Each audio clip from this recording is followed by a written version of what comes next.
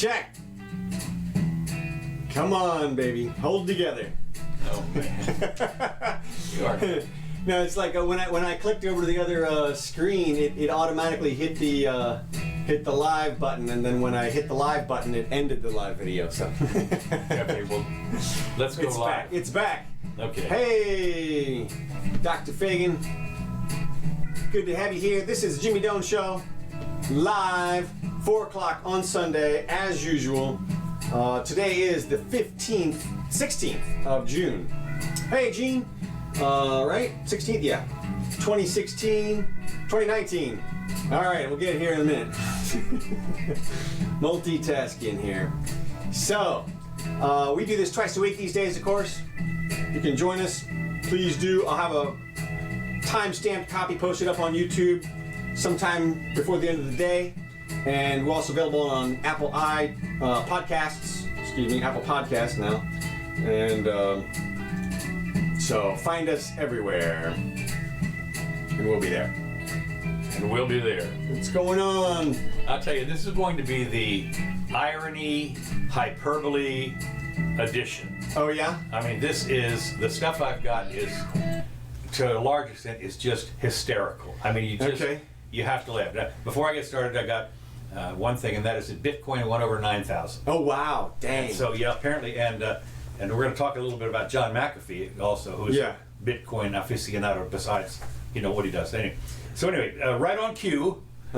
Just as you'd expect, the new ISIS is in Afghanistan. We have to do something. Terrorism, once again, is... You're talking about the torpedo or the mine or whatever it was. That as well, as John Bolton said, quote, "When has the government ever lied about attacks on ships in a Gulf somewhere just to provoke a war?" And Tonkin, Gulf, Tonkin, Gulf. Well, geez, I mean, how about, like... The Maine. Pretty much half the time. Oh, no, yeah, I mean... How about the Maine? Right. Remember the Maine. The Lusitania. Yeah, I mean, just right. No arms there. And just on and on. The cojones of this guy to come out and say when... He doesn't know. He doesn't know. No, of course not. He's a... But why... I'm sitting there laughing my ass off. He's a true believer. He really thinks that the government is just the good soldiers doing right. And why would we make something up? Why would anybody make something up? Where, of course, what's interesting about that attack, of course, is that both the Japanese and the Germans have said, well, no, we don't think so. And remember now... About that one? About the one that happened just now? Just now, right. The Abe, of course, was in... Baghdad or what? Yeah, the ship was toting Japanese stuff. Yeah, exactly. And so he said, "Well, I'm not so sure about that." Or I guess in Japanese, That's perfect. That's perfect Japanese, right? So, but then of course the Germans came out and said, "Yeah, well, we're not. It doesn't look like it to me either." And so they had the grainy photo of somebody trying to remove the evidence. We're pretty sure that was an Iranian ship and boat or whatever it was. And then dim. Not even backlit, that kind of thing. I'm sitting there thinking, these guys, you hang your hat on anything. So look, okay, I'm 100% with you on the standpoint of, I would have no problem believing that our government created a little diversion here, a little something to distract from the reality. But at the same time, it's easy to believe that Iran would do it as well. I mean, they could run out there and...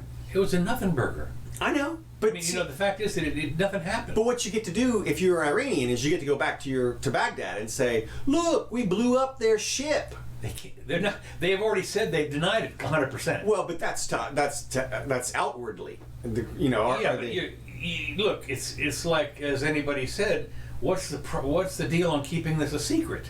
I mean, you're supposed to, if you either let it out there and everybody knows about it, right? And which is is kudos or whatever, or you keep it a secret, and then what's the use of doing the thing? It's like what what's his name said in Dr. Strangelove, what is the meaning if you keep it a secret? For the doomsday bomb, right? I mean, so my point is, these were a little plinky. I mean, there was flames and everything coming from one of them, but basically, there seems to be things. Maybe there was somebody fired a what do you call it, a grenade thingy? What do you call it? Well, they're talking about now these limpet mines. Whatever. Yeah. Stuck it to the side. My question is that the grainy video was like showing somebody taking the limpet mine off. Right. So they were like, well, okay, so is that removing evidence or is that protecting the people from the next explosion? Yeah. And then Scott Adams pointed out that the ship didn't have a flag or any people in uniform in it. Right. But they didn't have the little. Now I zeroed in on it and saw a little American flag on one. Yeah, right. Yeah, and then the other issue was, of course the Americans came out and said, hey. Nobody else in the region has this capacity. Nobody else is going to run up. You mean with a little tiny boat in a mine? Well, and that was the pushback was really like nobody has a boat in a mine in the area. They got everything over there. I mean, right. Shoulder mounted. But like what? Okay, what's the most likely thing? And for what reason? Well, that's what I'm getting at is. But what I mean is questioning you right now. What? Okay, so you think it's what? The Americans? You think No. I think it was possibly some roguish outfit. I mean, I don't. You know what? Here's I'm with you. I don't care.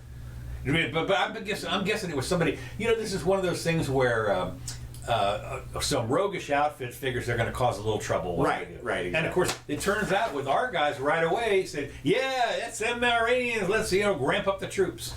Yeah, well, again, I'm not sure how much that'll go forward. No, or anything. It probably won't. But my point, it's so ludicrous. I mean, we're talking about dings on two of these ships. You scratched our battleship. You scratched our battleship. That's right. I mean, they're down there. They're down there with Bondo fixing it. I don't know. Right. No, I mean, I think some people. Did some people die? I mean, nobody died. No, I don't think anybody even got injured. Okay. Now they evacuated. They got dunked. Yeah, they got dunked. I think a couple of them got dunked. Okay. Yeah. Well, yeah. Well, we'll wait and see. I mean, it's not the North Sea with an iceberg in it. I mean. Yeah. No. You just pluck them right out. No That's problem. right. So swim to shore. Right. And what they rescued some of our guys during Obama administration. Remember that they had our guys at gunpoint and had our soldiers like kneeling in their boat. Remember? Oh, that right. picture? Yeah. But well, anyway. All right. So we're going to war. Yeah, I'm sure there's another article in here that relates back to that. Yeah. Trump smashed. Here's the thing from our news. Trump smashed months of FBI work to thwart election interference. Now, this all comes from, if you saw the video, where Stephanopoulos, goaded him in and said, what are you going to do if some foreign country, gives you some dirt? Right. Would you look at it? He says, well, yeah, I mean, if Norway was to give me something like that, I suppose I'd look at it before I hand it over to the FBI. I mean, I'd see if it was worthwhile. Right. Well, right away, of course, needless to say, everybody forgot about the Norway. Everybody forgot about... Oh, did he actually mention Norway? Oh, yeah, he did. Oh, yeah, okay. Yeah, he said Norway. Yeah, Okay. And so they forget about Norway. We forget about, would do both. Right. The idea was that the only thing I heard him say probably. Yeah. I would turn it to the FBI. Yeah, probably. But I mean, the whole idea was, what if it's another burger? Right. I mean, here's the deal. Somebody sent somebody over the transom, shows him here's some, on the cover says dirt. Right. And so he opens it up and he looks at this bullshit. Right. And throws it away. But as far as they're concerned, if you don't instantaneously scan it for germs or whatever it is, and then you've committed treason. Right. They call this treason. Right. Trump's willingness to accept foreign assistance essentially invited. Oh, this is what I love about this. Mm-hmm. As I say, this is the irony hyperbole edition of Jimmy Doane Show. Trump's overseas spies to meddle in the 2020 presidential campaigns, undoing months of work. Said law enforcement veterans. Now, I don't know what this months of work is. I guess they're in the process of trying to stop the meddling, and Trump has turned right around and said, yeah, meddle away. Right. As far as what they're saying. Yeah. According America's enemies will see Trump's comments as likely, quote, come out of the woodwork like never before. Right. To try. Never before? Like never. Well, wait a minute. We had a thing here that proved that they did it, according to Mueller, and the Trump haters said the Mueller report proved that they meddled in it. Right, but this is even going to be worse than that. That's this would be worse than that. Well, this said not just Facebook. We're going Twitter next time. Yeah, right. That's right. Double down on both Twitters. That's We're going to go into Gab too. That's right. So the And it's going to be more difficult to defend against this because they'll try even harder to mask their attempts. Right. Well, because they know they have a willing person in the White House who's willing to accept the information. Right. Right. So I guess. But why would you try to mask your attempts? I mean, if he's willing, you just go to the president and say, Right. And here's your stuff. Right. Yeah. Look, this whole thing, I've been laughing on this one too. That's what I'm saying. This is the irony hoot. Well, this is, first of all, ABC News. Okay, so Stephanopoulos, he had to know he was walking into a bear trap. Yeah. To begin with. Yeah. And then he took the bait and he just kind of danced around it like it wasn't a trap. And they did exactly what everyone should expect that they would do with it. They reversed it around and made it sound like ironclad treason. Right. This is to me just more what is it? Red journalism, or what's the term? Yellow journalism. Yellow journalism, because this is like they're actively trying to just promote sensationalism and just present like our president is just treasonous, lawless. It's incredible. And what they've done is they've totally blurred the line between what the actual law is and what they're claiming the law is. Right. I've pulled up the law here for everybody who wants to know. We're talking about United States Code, and this is There's supposed to be. I think there's supposed to be some monetary advantage. Look here, I'm gonna clear it up in 20 seconds here. Okay. This is 52 U.S. Code 30121. Okay. Prohibition. It shall be unlawful for a foreign national, directly or indirectly, to make a contribution, donation of money, or other thing of value to a campaign or whatever. Of value. Right. Now, here's what they're trying to prevent with the statute is bribery. Mm-hmm. What they're trying to prevent is when Trump goes overseas or something, and somebody says, "Hey, I got this nice villa in Switzerland. You can have it, and I just want to bend your ear a little bit." Mm-hmm. And okay, that is what they're talking about. Okay. It's not if Trump goes on vacation in Europe and somebody says, "Hey, let's talk politics," mm-hmm. and they sit down at the meal, right? And then the guy says, "Well, I'll pay for the meal," or, ooh. Yeah, ooh, that's something of value right there. But there's an FEC ruling which says that words can be things of value, and you can imagine. I mean, I can imagine scenarios all along the spectrum here. Like for example, Trump goes on vacation. He gets in a cab. The cab driver says, "Hey, you know what? I saw Jeb Bush here last week. He was picking up a prostitute." Okay. Well, you've got information now, and but if you don't use it, it's no value. Well, not only that, but who's to say this is trustworthy at all? Right. I mean, there's from a cab driver. Right. I mean, come on. Of course, it's trustworthy. Right. So is he supposed to report this to the FBI? Now, if you look at the comments on Just this, put us back on. Oh no, we're back on. This is not us. We're here. I meant that. But this is shoot, you blew me. What was it? What were we just saying? I don't know. We were talking about the cab driver. And Yeah. Okay. The cab driver. something of value, and of course, as I say, I mean, here's the deal. The way I look at it is, even what if the cab driver gives him 500 euros and he throws it out the window? Right. Okay. He didn't use the value. Right. Absolutely. And then he's supposed to report these people to the FBI, like all of them. Yeah. And like the FBI is going to care. And so, I mean, this is just, it's... Well, there's no harm, no foul. This is one of the things that... Well, of course. And here's the bottom line is this. In every single case that would be related to this statute, there would have to be a factual determination by a finder of facts, like a judge or a jury, mm-hmm. that the stuff that was given was of value. Mm-hmm. You can't just blanketly say that because a foreign national told you something that's automatically of value. Mm-hmm. But yet, here's what I was going to say. The ABC News, the comments on, if you go to the stories on this thing, the comments are like wild, okay? Now, and here's how I know. I posted a comment. My comment said, so what? If Trump goes overseas and somebody tells him something of value, he's supposed to stick his fingers in his ear and, la, la, la, la, that kind of stuff. And the responses to my comment were, no, you moron, and yes, you idiot. Uh-huh. So it's like, clearly, the news story has done its job by blurring the line. Right. And then they banned me. No. ABC News banned Counselor Curtis for saying that what I just quoted you. Oh, I mean, I didn't say nothing about race or homophobia or anything, and I am permanently banned. Not permanently. Well, it doesn't say timeout. It's they could have given me a timeout as well, but they banned me. And also, just to check it, I went on another ABC News story and tried to type in a comment, and it said you're banned.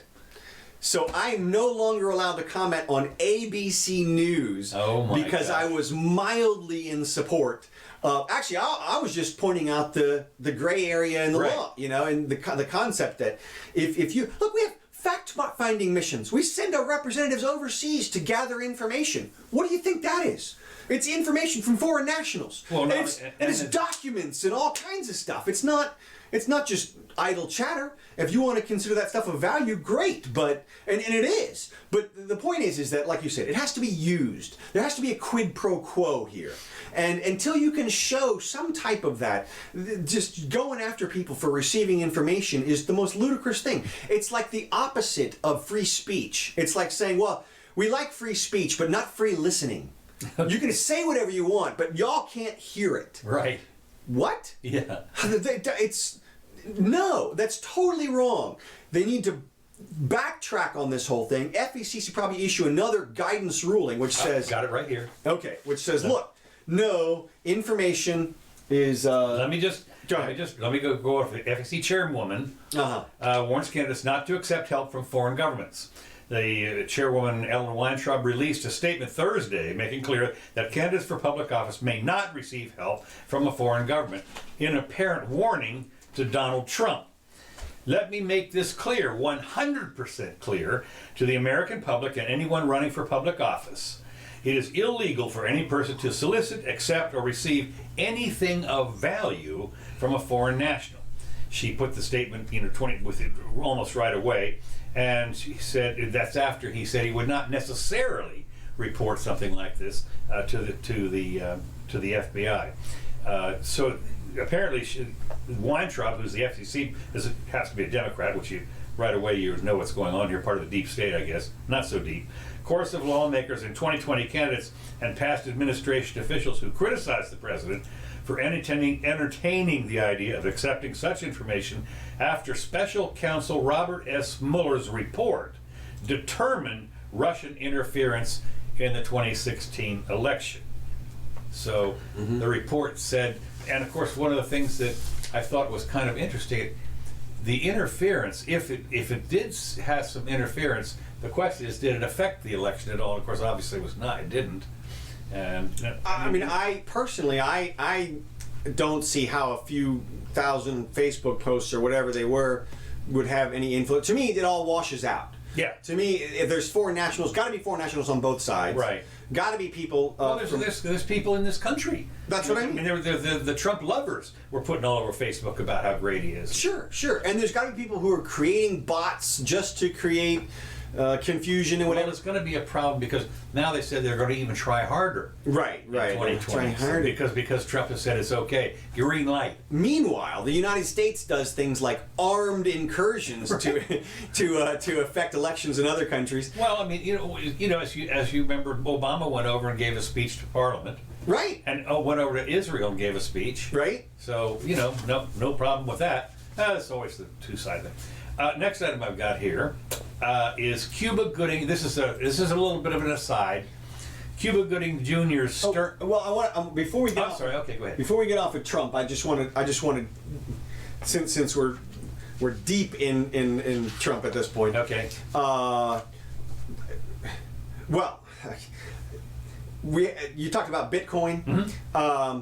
I'm of the mind now that we're in real trouble now here in terms of the economy. Okay. And the reason is that Trump has completely shifted his course, what he says is the right actions. Right. And that is, he's now where he ran on Fed tightening and obviously restricting the money supply, getting us back to normal interest rates. He's totally changed his tune on that. Now he's 180 degrees doing exactly what Obama wanted them to do, and what Bush started off, and that is print the money, do whatever you got to do. Go crazy. Exactly. Go crazy. Now, as I said last week, Peter Schiff thinks this is it. This is the straw. That's Camel's it. back. That's it. But and here's my question. I'm not so sure about that. But here's what I feel confident about. It doesn't look like Trump's going to change his mind and go back to tightening, which means we're going to have at least another couple of years of loosening. Plus, if he gets reelected again, I certainly don't expect that he would start tightening then. So we're going to have like a decade of loose monetary policy now at this point. It's amazing, of course, when everybody was running, when they started, Obama had doubled the deficit, the debt. Mm-hmm. Well, what happens when it doubles again? Well, right. Well, and if you look at the course, every president for like the last 5 presidents has doubled the national debt. And it's called exponential growth. Right. They have obviously spent more than every other president before them combined. Mm-hmm. And Obama was no exception. Yep. And that's of course over and above the actual spending. That's just the debt.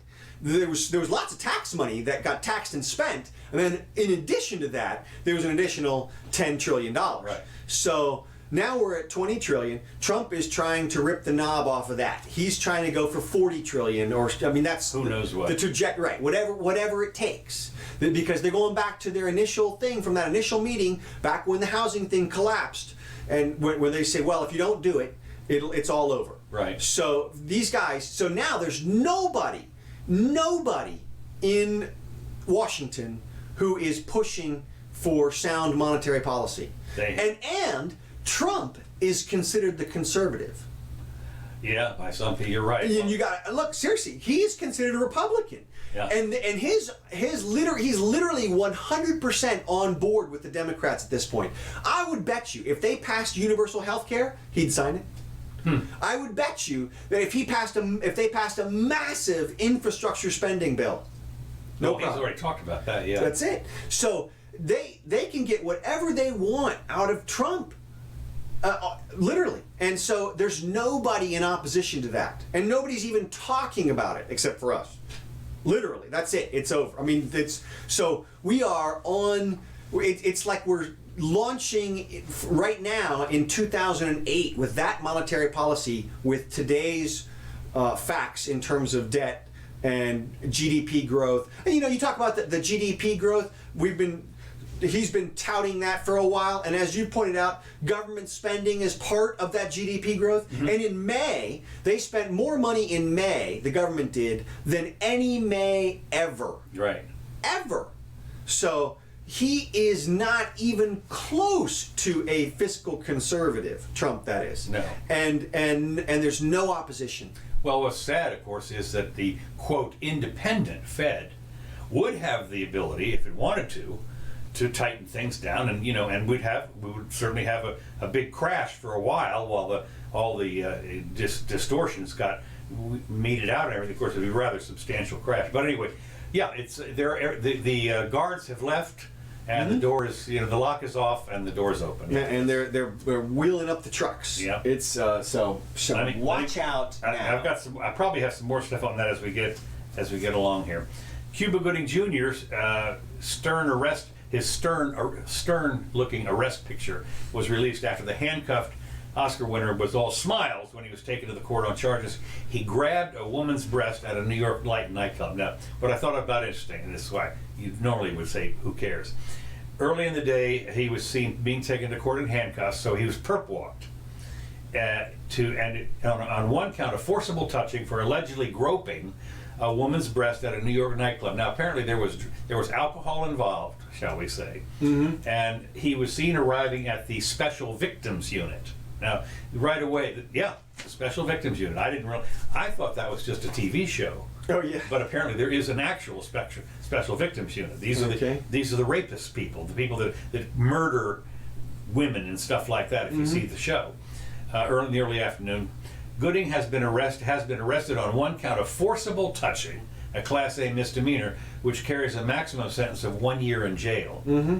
Now, apparently, there was two things. One woman claimed he grabbed her buttocks, and this other woman said he grabbed her breast.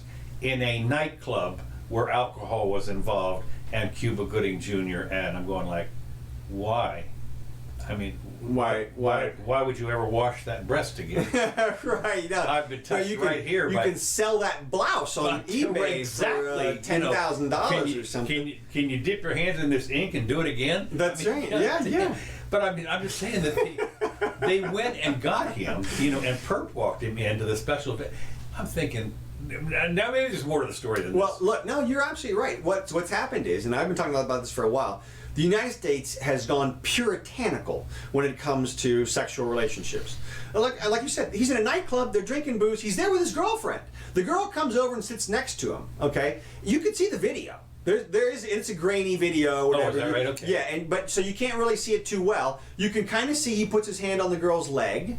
And that's what it looks like. And then I couldn't see anything more after that. Did he reach up and take the magnetic bomb off the ship? Yeah, right. No, it was grainy video. Well, he didn't take. So, but it's shaped like that, though. Actually, you're right. Yeah, exactly. But he thought he was in the Gulf of Hormuz. I'm with you. Like how? I mean, look. I guess they didn't. At least they didn't charge him with like felony or anything. But it comes down to unconsented touching, and it's going to be a factual question as to whether or not she said, "Hey, would you like to?" She sat down next to a movie star, right, drinking in a nightclub, right. Like you don't think you're going to get touched a little bit? But hey, so we'll see what happens. But you can imagine. I don't know what would have happened if, for instance, let's say I had been there with no money, and done the touch.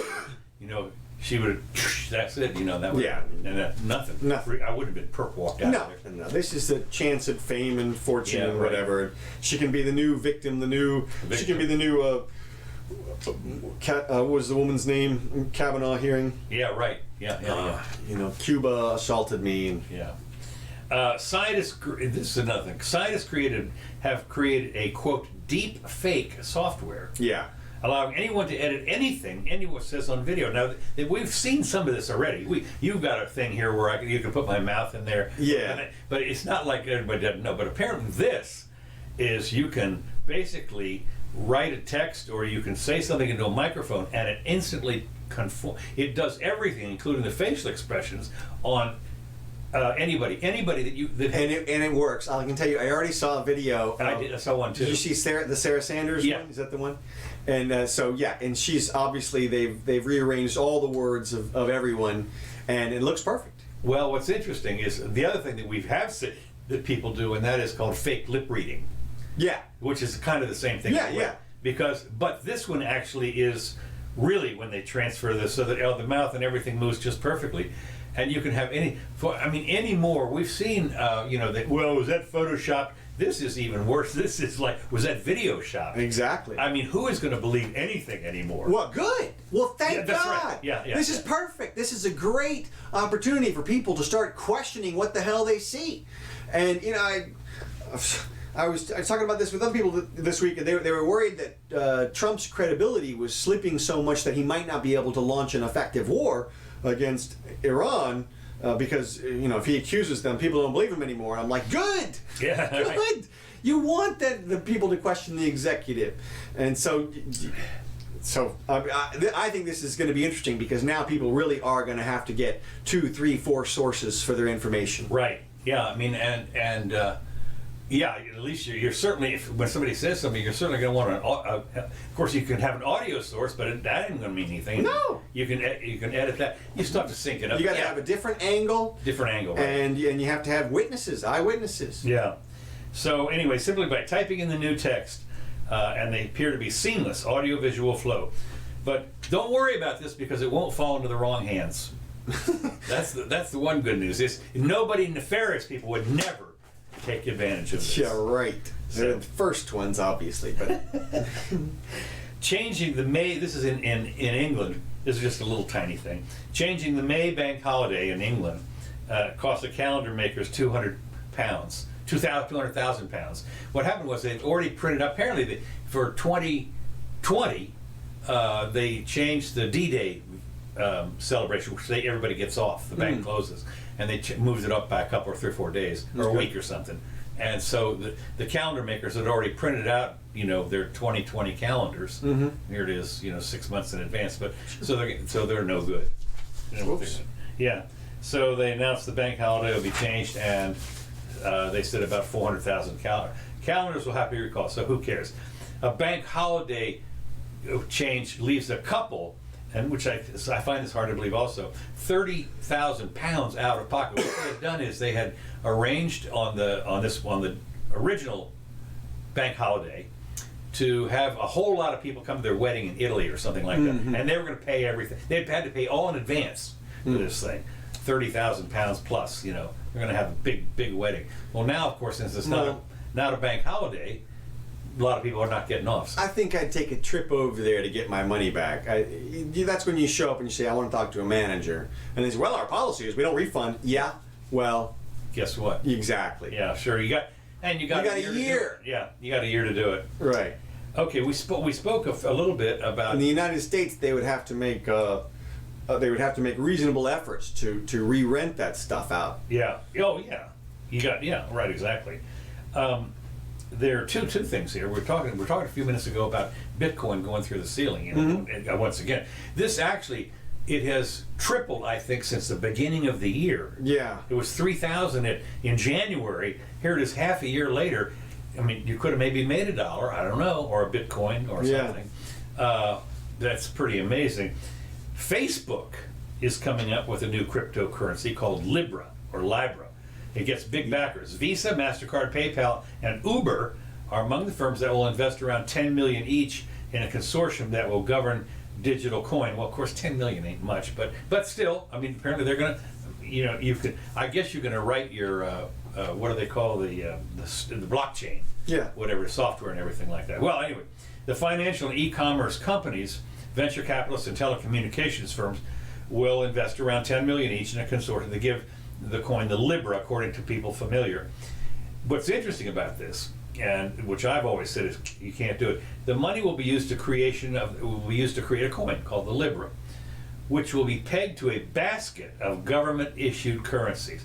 Whoa! Wait a minute. Yeah. The problem with that is I don't know for sure. One of the hallmarks, I guess, of Bitcoin and some of the is there's a limited number of them. Right. Like gold, there's only so much. It's actually even more limited than gold, the Bitcoin, because they said 140. Yeah, it's got a max. It's the maximum number. Whereas gold, if the price hits, $50,000 an ounce, there's more gold to be found at that price. Right. So it's not. That's exactly. But the Bitcoin says when they get to whatever the number is, 20 million. 20 million, right? Then there are no more. You can fire up your quantum computer mining thing, and then you get zero. Right. So that's one of the things about that's sort of good about. Yeah. This is going to be a basket of government-issued currencies.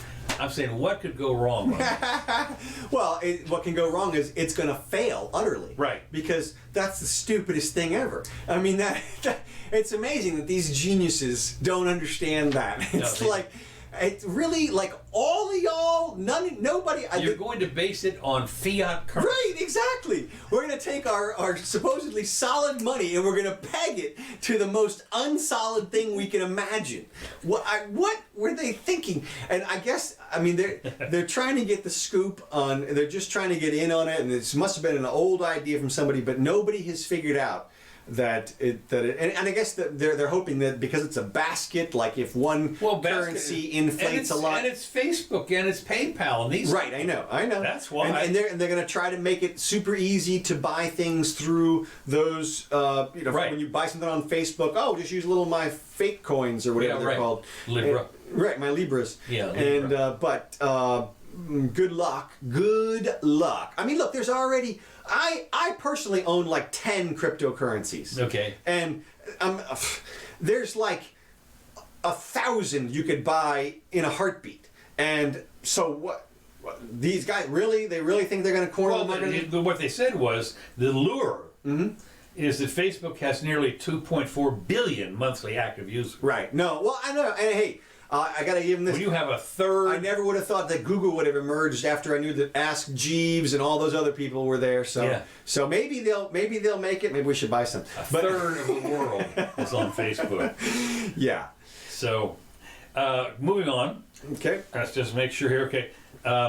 I'll effing bury you, says McAfee. Now, McAfee, who... Well, we talked about this last week. I saw your little article. Okay. Remember, we brought up the whole thing. McAfee has his 30 terabyte. Okay. Trove. So we already talked about it. Yeah. Okay. He's gonna. He may release it, and if he disappears, he says it goes out automatically. Yeah. But he says he's gonna trickle out the information slowly anyway. So I don't know where. WikiLeaks. Yeah. Well, I mean, I don't know if they have the ability to ban him from Twitter. He could probably hack back in if he wants to. Right. God knows. That's right. You've been banned. No, you've been banned. Yeah. John McAfee, you've been banned, and you go. I'm signing on as McAfee John. That's right. Okay. House panel slams giant online platforms. This is great for harming news media. Oh right, yes. This is really a hoot. House lawmakers castigated major tech companies for being unfair gatekeepers into content produced by the traditional media outlets, but they didn't agree on specific actions to address possible anti-competitive behavior. This is a Rhode Island Democrat leads the House Judiciary Antitrust Committee, kicked off a broad inquiry into the technology industry, focusing on how the news business is treated by giant platforms such as Facebook and Google. What's interesting to me is it goes, well, let me finish. In recent years, there's been a cascade of competition. Ooh, not good. Dirty competition. Yeah, dirty competition. Problems in the internet. Concentration in the digital advertising market has pushed local journalism to the verge of extinction. And of course, local journalism is always honest, never a problem, everything like the mainstream medium, perfect. Sure. You know, you're squashing the mainstream media with your fair and balanced. Fair and balanced, right.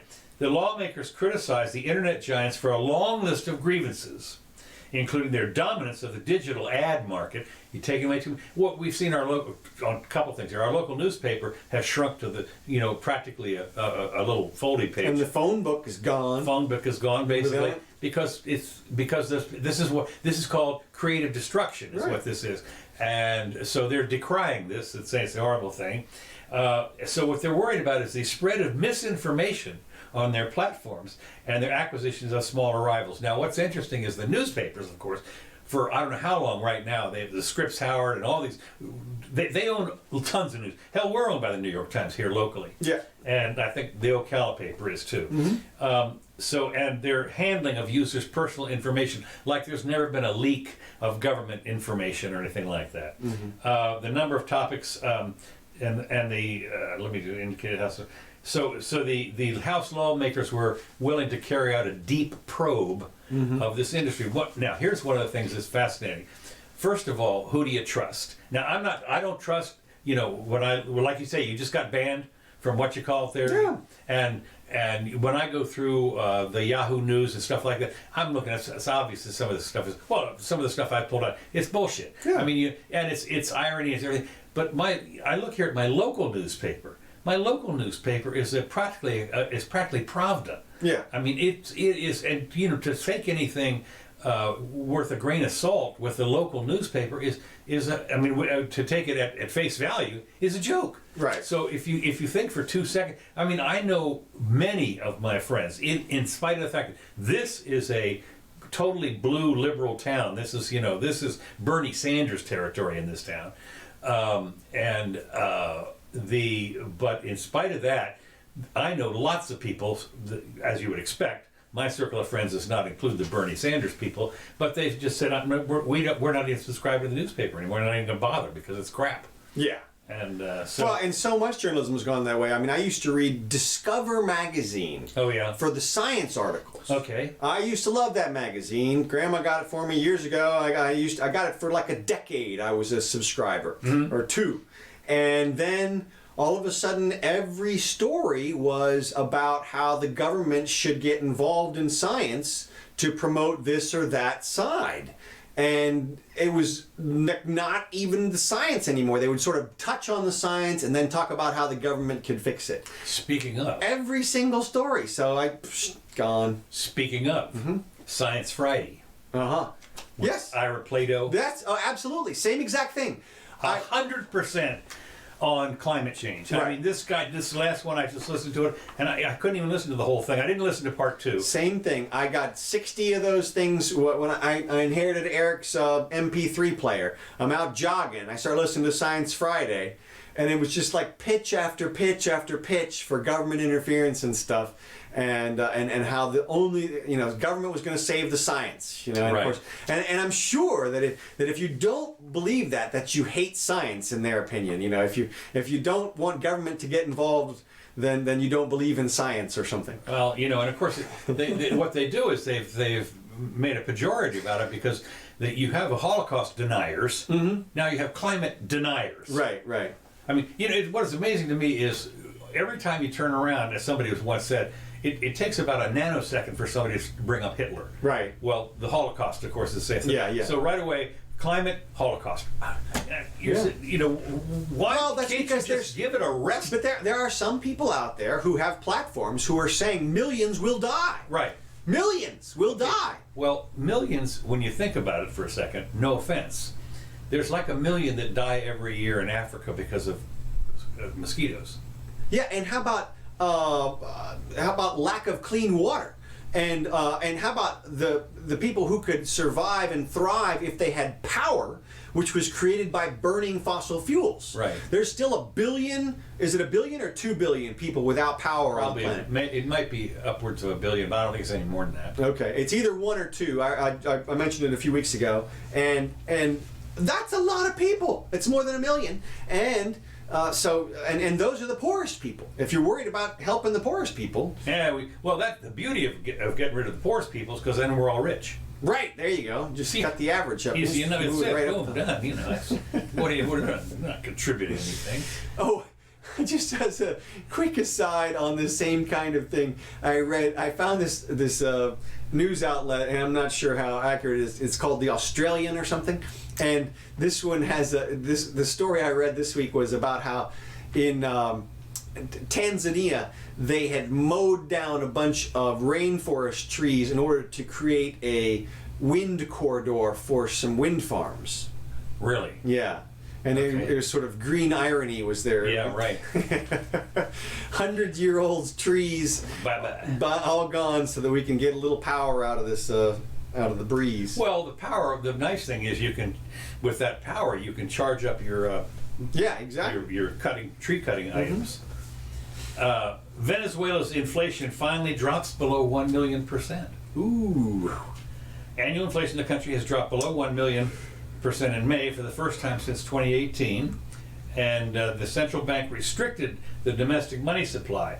Well, I don't know if you know this, but this is what, of course, we're talking a little bit about here, and that is if you restrict the money supply, naturally, interest rates go up, and the inflation drops off because you restrict the money supply. So it's interesting. Consumer prices for the 12 months ending in May were up only 819,000%.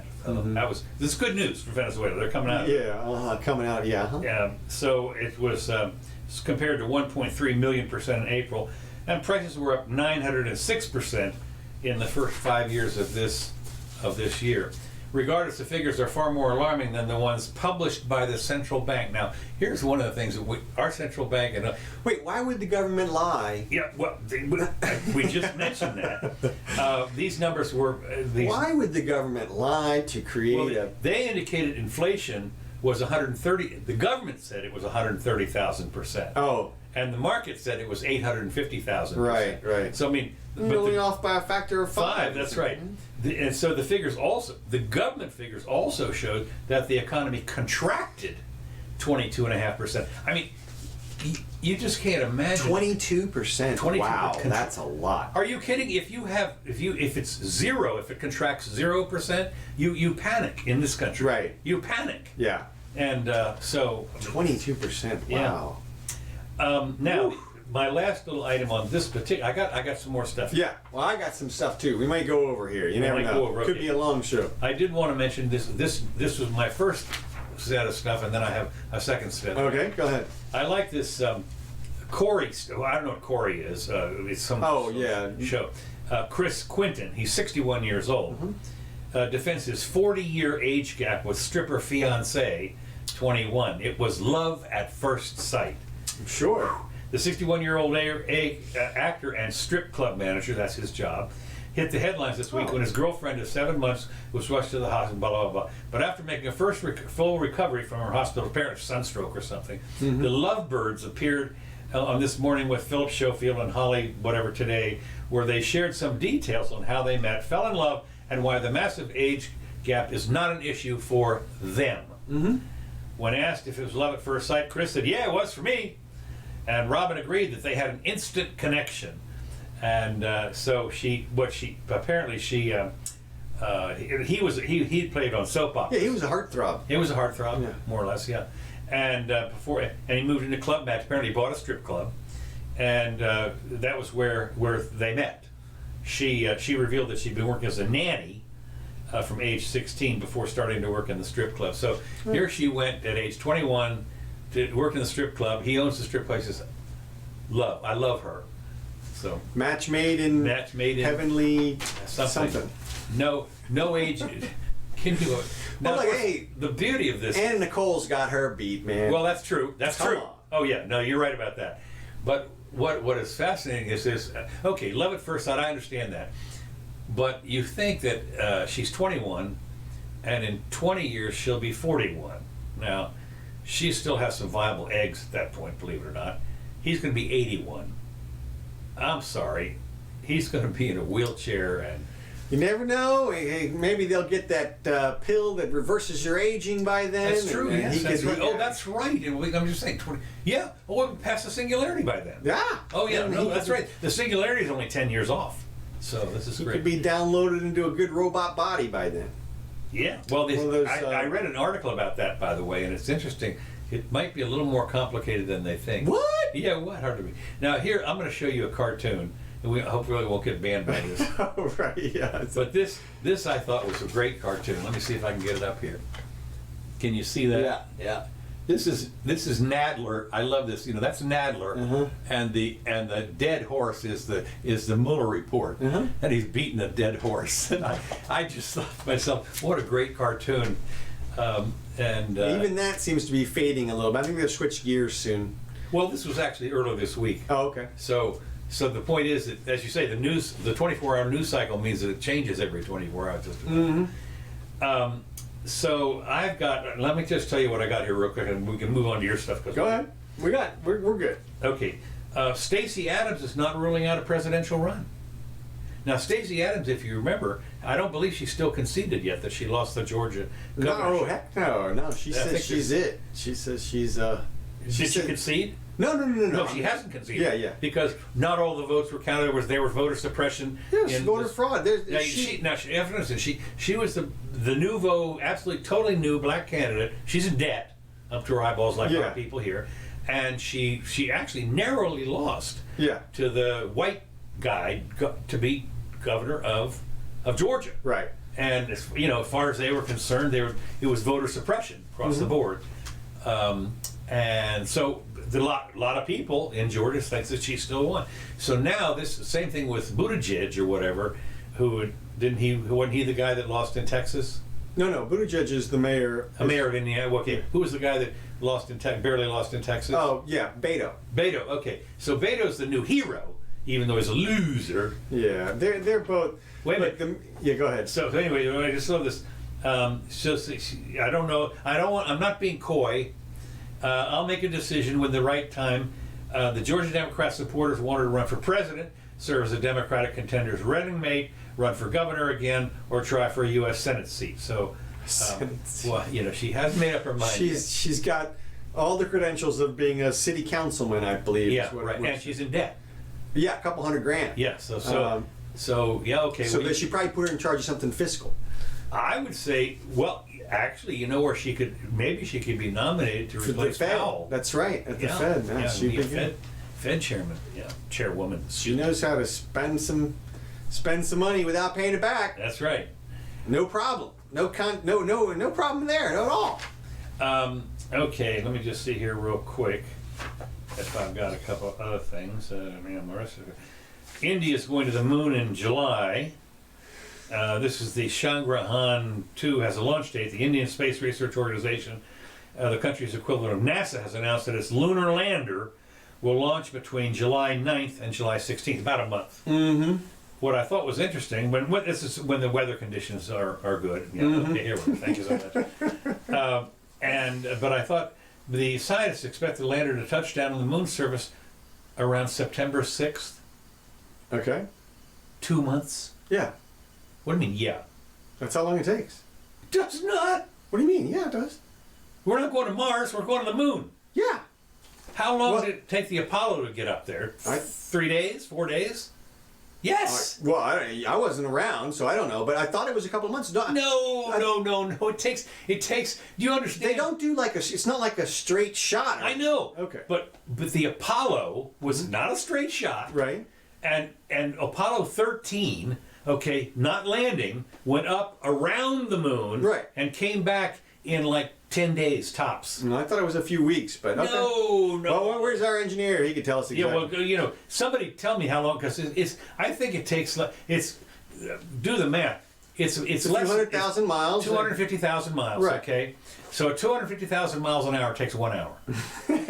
No, okay, divide by, it's up there, it's 20,000 miles an hour. Right, but again, that's the straight shot, and they're... Well, no, it is a pretty straight shot when you think about it. Everything's moving, so it's you do the trajectory so that it's right.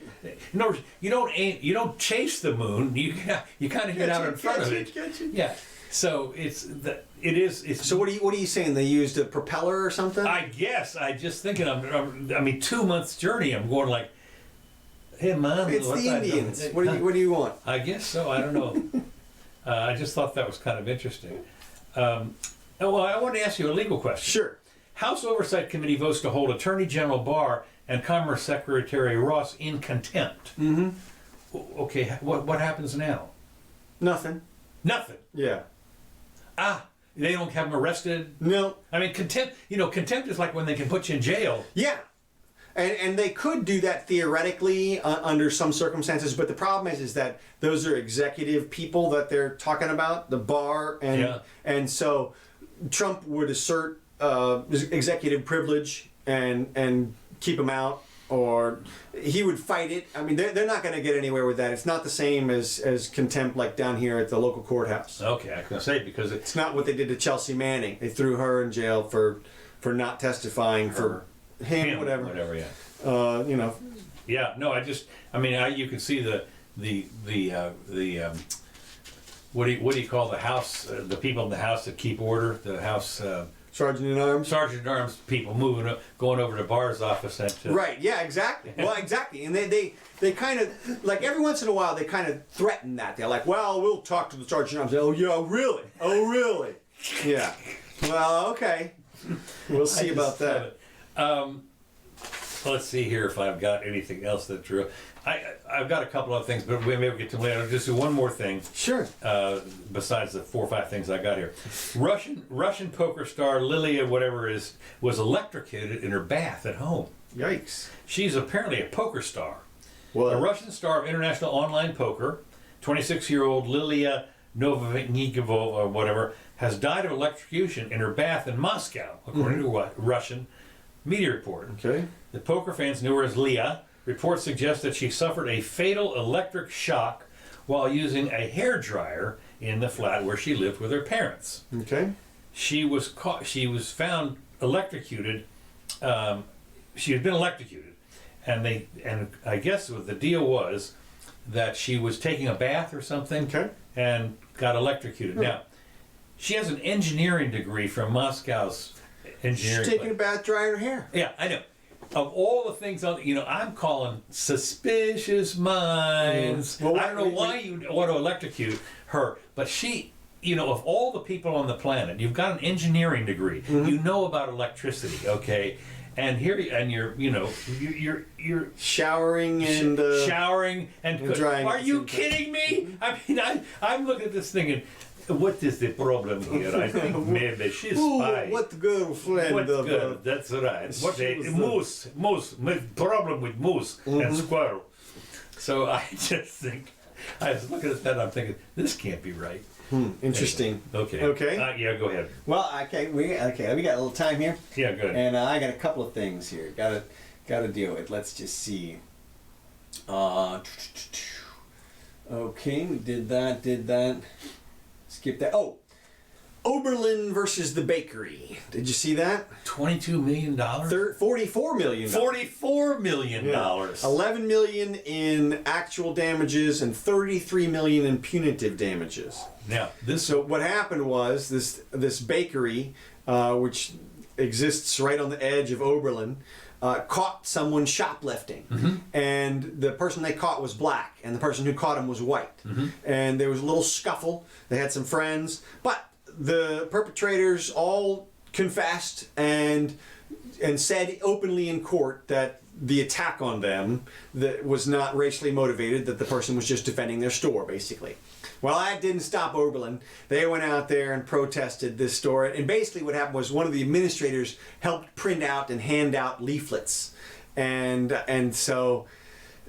well, not only that, what happened was, when you talk about damages, one of the reasons for the damages was they had a contract with Oberlin to supply bakery goods to Oberlin. Ah, that's where the $11 million. Yes, exactly. I was wondering how they got to $11 million. They had a contract, and they ash-canned the contract. Yeah. And they had an annual contract to supply baked goods. Amazing. to the whole place there. I don't know how many students, but it's fairly. Right. Well, the treble damages indicate that the court found that Oberlin did it intentionally. Right. Right. So nice little pushback there from the justice system on the overreaction to the movement here that's been going on. So interesting. Another one along the same lines, Alex Jones. Did you see this? Somebody deposited some child porn on his server. The FBI apparently alerted him to it, or I'm not sure exactly how that worked. Somebody alerted the FBI to it. Well, yeah, and it's interesting, but I've been saying this for a long time. I mean, probably the most dangerous thing that you can have right now is child porn. I mean, if there's child porn on your computer, you're going to prison. Yeah. It's just a question of how long. And of course, that's one of the things that's really not tolerated in prison. Oh no! Oh, they hate that. The other inmates really mistreat the inmates who they think are in there for some type of child anything. Yeah. And so he's offered $1 million. Right, and this is what I love. This is interesting. So he's not relying on the FBI to do the investigation. Okay, Right. He's offered his own reward for people, the cyber sleuths, to go out there and figure out who did this to him. And it'll be interesting to see what ultimately comes of it. I would imagine that planting that information, you would have to possess it first also. Right. And Yes. so you would, you subject yourself to that type of arrest. And it'll be interesting to see if he gets anywhere with it. But I just thought it was interesting that he had zero confidence that law enforcement would help him in any way. Right. So he's taking measures into his own hands. Sure. And why not? Speaking of interesting legal things, a driver in Canada was ticketed $575 for throwing a cigarette out their window of the car. And the arresting officer posted the ticket, said this is what you get in Canada if you try to throw a cigarette out. And well, it is interesting you say that. I remember when I was out in Palm Desert. Mm-hmm. There's a stretch in Palm Desert that has a sign there that says $1,000 for littering. Mm-hmm. So, I guess they consider it littering. Now, in Canada, I can understand why you might not want to be throwing a cigarette out, especially if it's still lit. Right, because of the fire situation. Fire problem. And I think that's what the code was actually under in this situation. Still, you have to be pretty stupid. I mean, when I smoked, I never threw them out the window. Okay. I mean, you crush them out. You got an ashtray. An ashtray, that's right. Right. I think, what's interesting? I think they still put ashtrays in the cars. Yeah. Maybe so. I know damn well they put lighters in there because that's where people plug in. Right. Well, that's changing a little bit. But I had a friend one time try to throw her cigarette out the window, and it blew back in the back window and lit the car on fire. Jesus. She had to stop. But yeah, I mean, obviously you don't want to play with fire. But my question is it $575? Is it? I mean, that's like your rent money. I mean. There's some people here that don't pay. No, that's like a month and a half rent. It could be serious. Yeah, that could be serious. So it just seemed like a little. That'll teach you. Well, right. And here. Well, of course, the thing I look at is how can you get caught? I mean, if you're going to throw something out the car window, the first thing you do is to carefully examine everything in back of you. I mean, Yeah, who knows? I mean, and a cigarette. You know, it's one thing. Well, the thing is, when it's lit, and you know when it hits, it's like poof, sparks everywhere. Okay. I guess that could be, but it's pretty obvious. If you're going to throw, like you've got a bag full of your empty McDonald's cups and paper and everything, and you throw that out, you can spot it a mile away. Yeah. Well, cigarettes, I think, same kind of thing if it's still lit. So, on another story of potential law enforcement overkill, a woman in Miami Beach was arrested this weekend for molesting the sea turtles.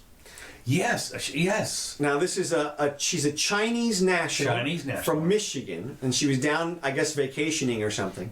And the arrest photo has her smirking.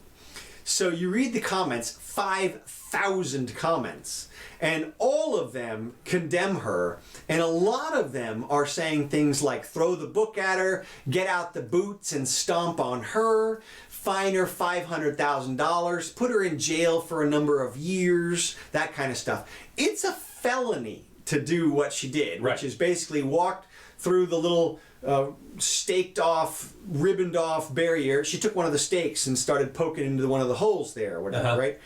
But it's a felony. And my question is, do we really want to spend $250,000 to keep this woman in prison for the next 5 years because of this act? And people are saying, well, that'll wipe the smirk off her face and blah, like as if the smirk had anything to do. Well, it could have been like a day later when she got her picture taken. And of course she's going to get fined. She ruined her vacation, all this other stuff. And that's not good enough for the people down there. It's like a mob on there. I mean, the only thing I can hope of is that they're kids. But I mean, I don't, because the smirk, of course, that was the one that kid that's suing the Indian. Right. That was the smirk that launched 1,000 memes on. And this could be the same thing. You never know. And also she's a Chinese lady, but she spoke all the time. Well, that's the question is, could she even read the damn signs? She's a Chinese national. Yeah. For all we know, she didn't even know what it said. She thought it was a crab or something. So, to me, look, I'm all with enforcing. I love turtles. I'm all with enforcing that. How about a ticket? How about a $575 ticket for that instead of nights in jail? She's got $5,000 bond. I mean, what is she, a danger or something? I mean, what the hell are we? What are we talking about here? And so it's just amazing to me that so many of the comments were in support of her long-term incarceration. Yeah. I guess they weren't even considering how much money it would cost them individually to keep this woman in prison because she went and stomped on a turtle nest. And it's just amazing to me, the intolerance of people and their willingness to punish people when somebody else has to do the punishment. I mean, 5 years in prison. Can you imagine if she challenged this and lost in court, and the judge just said, "Yeah, I'll just give you the max. I'll give you 5 years in prison." Yeah, pretty amazing. It could happen. Teach the other inmates Mandarin. Something. I mean, but it's just I was just shocked at that. Yeah. So, all right, that's all I got. Yeah, we're done. I mean, I had a couple things, but I'll save them until Wednesday. Okay. So it was a big news week for the one, as I mentioned at the start, was the hypocrisy got a bad name, irony had a bad name, sarcasm had a bad name. I'm sitting there thinking, this stuff is so off the deep end. Interesting stuff this week. Yeah. All right, these tracks are brought to you by Kevin McLeod. Thanks, Kevin. We appreciate it. We also would like to thank Buddy Gene, Kelly. Oh, here, Gene's got the information. Apollo 13 launched April 11th, returned April 17th, 6 days later. I rest my case. Duration, Apollo 11 was 8 days, 3 hours. All right, Gene, so then why does it take the Indians 2 so long? months for the Indians. What, are they taking a boat? I don't know. You from me quickie mart. I don't know. So anyway, I knew it was not that long. We'll be even back. I knew that. I thought it was weeks. I thought it was No, these I thought guys. it took a few weeks to You get have to there. understand that on Apollo 13 they had to live in the LEM to Yeah. get back. Okay, the LEM holds enough. It's a couple thousand square feet.